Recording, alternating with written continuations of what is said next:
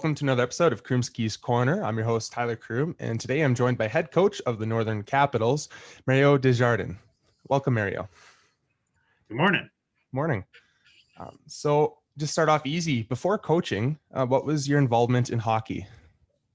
So I'm originally from Terrace, actually moved to Prince George about 7.5 years ago, but played minor hockey myself and out in Terrace and played on the rep teams there. We won Bantam Provincials, went to the Pure Later Cup, won Midget Provincials, went to the Air Canada Cup, and then after that stint was done, went on to the WHL and played for the Seattle Breakers at that time as a rookie, obviously, and then the year after they switched over to the Seattle Thunderbirds. So had a pretty good stint in the Dub.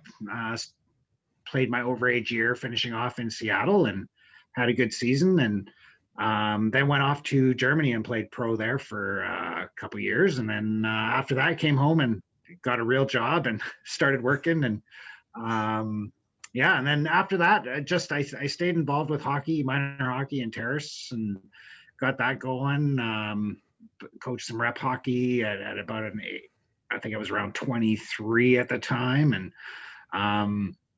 so did a bit of that. Then moved on to getting married, having kids, and I had all daughters. So as they got to the age of about 6, I started kind of a female program in Terrace, and then became kind of the Northern female coordinator, and started SO Fun Days and all that sort of stuff, and really launched female hockey out in the West, Northwest. Then we started a Bantam rep team when the girls were of age at that time, and sort of tapped into that, and we went to Bantam Provincials with quite a few underagers, and we were grabbing girls from all over the north, really, Northwest, Hazelton, Smithers, Prince Rupert, Kitimat, and we really had no practice time. It was all chalkboard stuff. So all their development and stuff was basically done in their hometowns, and we just go out of town and just play tournaments and what have you. So we did get an eye-opener in our first Bantam Provincials. I think we lost to Richmond our first game, like 19-0. Definitely an eye opener, but we bounced back after that. We beat Kamloops 1-0 and lost a couple other games. But then the year after that, again, we're still eligible for some of our younger players. We're still in Bantams, and that was really good. Back then, we had a really group of 98s at that time, and man, it sounds a long time ago now that I'm dealing with 04s, 05s, 06s. But we ended up going to the finals with Prince George at that time for provincials, and provincials, and the Prince George team ended up beating us, and they had a really good group of 97s. Yeah. So we came in second that year, and then the year after, we ended up winning provincials out of Terrace, which was just absolutely remarkable. And then at the end of provincials, they had a BC Hockey BC Hockey Cup at the time, and it was a little bit different structured than what they have now for U18, but in U16. But we had all girls from the north, and we were the total underdogs in this tournament. Really, no one thought that we would even place in the top 4. And we ended up taking Fraser Valley to the finals and ended up winning. And that was in 2013. Ended up winning the BC Cup, which is absolutely a great way to cap off our 2012-2013 season, win provincials and then BC Cup after that. So that was really cool. And then from there, it was really, I had to make a decision because, my daughter was at midget age at that time. And so I applied to be head coach in Prince George and got the position. So we headed out east, I guess you could say. And that's what really got us to Prince George, was my daughter moving up to major midget and myself coaching. And so that first year, and I kind of go back to the Prince George Bantam team that was loaded with some good 97s when they won provincials. And then we were loaded with some good 98s. So I kind of brought in my 98s, kind of moved here with us. Yeah. And Stu Malgunas, who ended up being my assistant coach that first year in 2013, had his group of 97s. So we took a team that year from a last place team in Major Midget to second place for that season. So it was a really great experience, great season. We didn't get knocked out in the first round to Kelowna. And I will admit I was out coached and learned a few lessons myself. Yeah. So, and then we moved on to the next year. At that first year, actually, it was the female Major Midget Cougars at the time, which mirrored kind of the Cougars theme in Prince George. So the following season, we still had our group of 97s that were actually graduating that year, and of course had the 98s, and we ended up winning provincials that year, and moving on to the Pacifics against the Edmonton Thunder, and so we had to go out there and play Edmonton, and again, I just the hockey was much different. We learned a lot while we were there. We ended up losing 2 games straight, but definitely learned as we went along, and from a coaching perspective, from a player's perspective. And then so we moved on to the next year, and which was, the 97 group now was gone, and Stu was also gone. So moved on to our 98s, which were, they were in their 3rd year. Yeah. And then won provincials again. Ended up winning the Max tournament that season, which was absolutely phenomenal. That's something that I think the girls will have carry with them for the rest of their lives. It was a great experience. Ended up winning provincials, had Pacifics hosted in Prince George against Rocky Mountain, who we ended up beating in the Max tournament 5-1, and we lost 2 games straight. We just could not score any goals, and so extremely disappointing. It's not what we had in our crystal ball, but yeah, so that's kind of my journey back then. And then I got out of it for a couple of years just to go watch my daughter play in Calgary. She got a scholarship there, so I took a year off, and then I missed it so much I came back and started at the bantam age again, just to regroup and develop some of the younger players there for a couple of years. And then last year I got back into coaching Major Midget, and here we are today in the COVID world. Much different looking kind of season for sure, but you know what, we're making do and working on development as much as we possibly can and making the best of it. That's awesome. So what do you enjoy most about coaching the Northern Caps?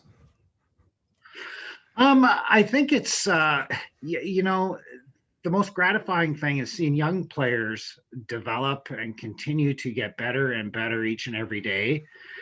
And it's a big commitment to majority of the girls are actually from out of town. So it's a huge commitment to move here, like any other major midget team, or even just the Caribou League. It's a big commitment to move here and just to spend time with them and develop and get them ready for their next step in their hockey career or just life in general, because hockey is a great vehicle for different aspects of your life, and whether it be life lessons or knowing how to be a great teammate for later on, once they get out into the workforce, or to get that opportunity to get a university scholarship and move on. And really that's our main goal. But at the end of the day, it's just to really develop some great individuals as not only hockey, but as people. Certainly. And with that in mind, how do you approach the game in practice with your players?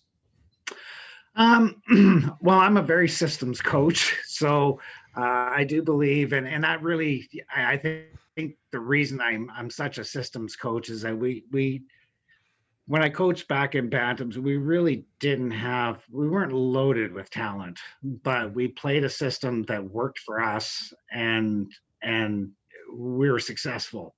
So I kind of bring that to my everyday kind of practice plan is to, for systems, but I've got some great assistant coaches over the past few years. This year, I've got Hayden Barrett and Jordan Shanks that are really great development coaches for skills. And so I'm also learning from them as well as I go. And so it's a great dynamic. They come to practice with the skill development part of things. and then I come to practice, with more of the systems part, and hopefully blended together, we can make well, we'll see, but a provincial winning team and some great individuals. Yeah. And so, you say you're more of a systems coach. What pros does that have for a young player's development in the game? Well, just having watched university hockey quite a bit since my daughter's there, systems is something that's very critical to team success. Now, what those systems look like, it could be much different than myself, Right. because every coach is different.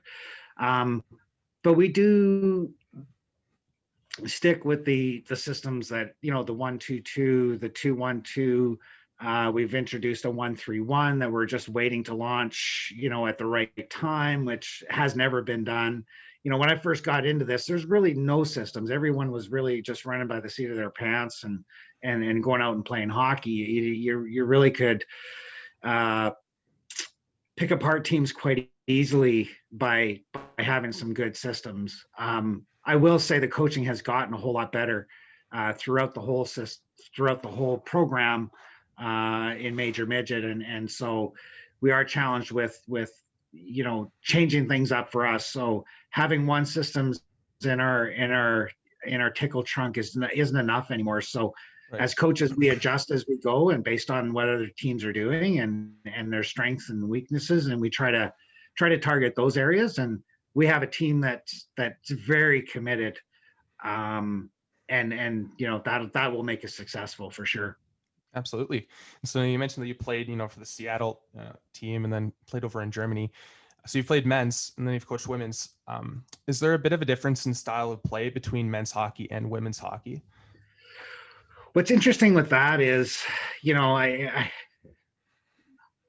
with men's hockey, you have the opportunity to knock somebody off the puck by taking the body, and your angle doesn't need to be the greatest angle coming in, even though you need to have good angles, but you can still get away with knocking a male player off the puck with just getting a piece of them, whereas that would be called a penalty in women's hockey. The challenge in women's hockey is that you have to have great angles, and because if you don't have a good angle, you're going to get beat. And the game has definitely got more physical than I remember when I first started female major midget, for sure. A lot more injuries, a lot more. My roster gets affected quite a bit. So, Right. But I would say that is one of the biggest differences is just the checking part of things. But that doesn't mean that the way in women's hockey, there's some good angles and some good body contact, and you can get away with some decent body contact and not get a penalty. It really depends on the ref. And as far as skill level, I mean, the girls are getting more skilled all round than it used to be in the past when I first started.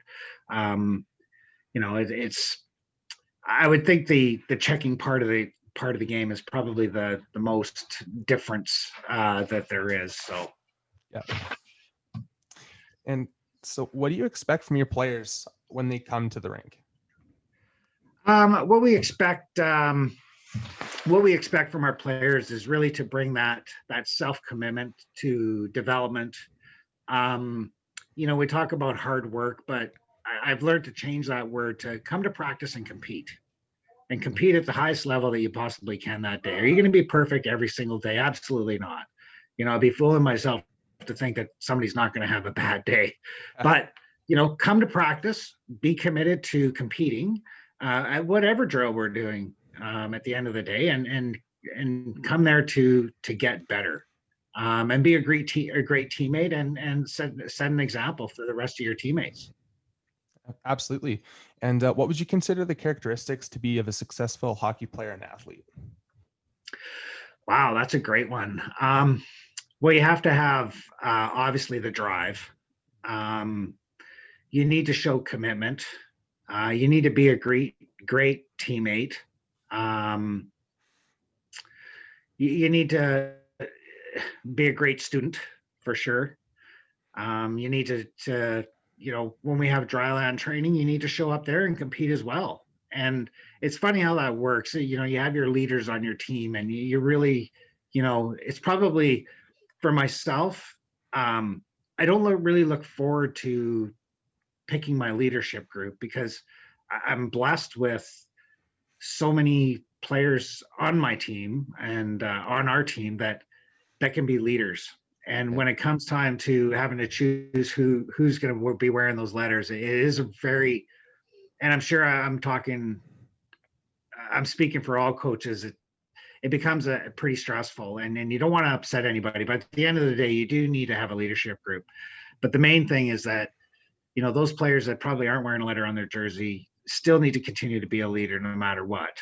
But what I was getting to is, the leadership group needs to pull the rope along with the coaches and be on the same page. And I think that's one of the biggest things. And it's funny how that gets infectious when you see your leaders, your best player is working their butt off, whether it be in dry land or on the ice, and how that gets infectious throughout the team and going, here's our best player working her butt off.